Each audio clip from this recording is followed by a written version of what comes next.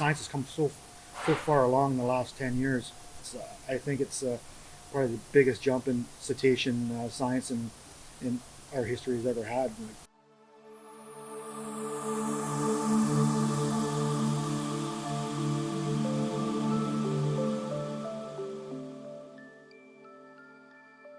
I'm Brett Crawford. I work at Research Casting International, build museum specimens and exhibits for museums all over the world.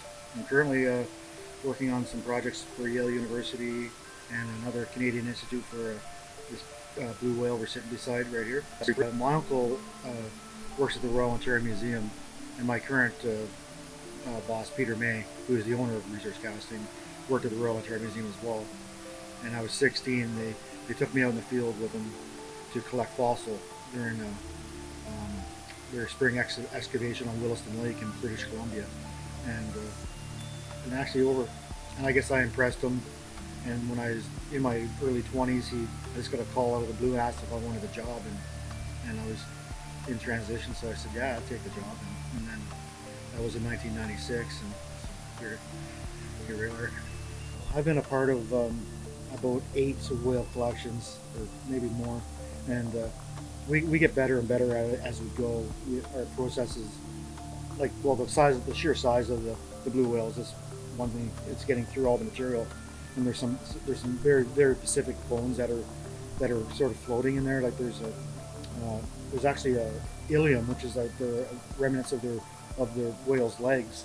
It's the hip bones, and they're kind of buried, like they're kind of floating in the muscle down below. So the very early ones we never even thought of that, but now we know exactly where to find them.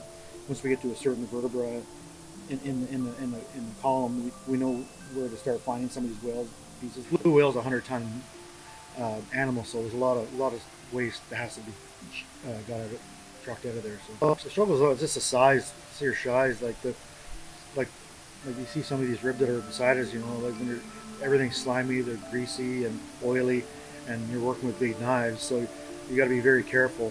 You can't really damage the bone either, so you have to do in a bit of a process. We could also keep the skeleton in order as well. So as we kind of work from the tail forward, just so we could actually label and identify every piece as we go. So when we get back, it doesn't become a big jumbled puzzle. Very important to science are their eardrums as well.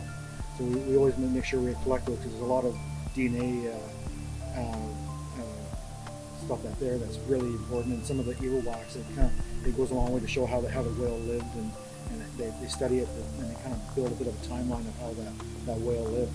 When we brought it back, everything's still fairly simple. So we have a big sea can which we've modified. We cut the sections out of the roof and put some cover on because it needs the air.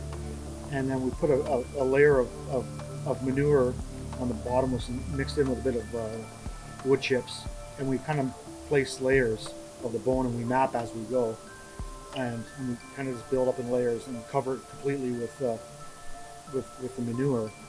As the manure breaks down and creates that bacteria, it starts to eat away the remaining flesh and start leaching out some of the oils of the bone. And after about a year, we pull it out. The whales actually turned into a pretty popular venture for museums recently. Starting with the Rom one, it's brought a lot of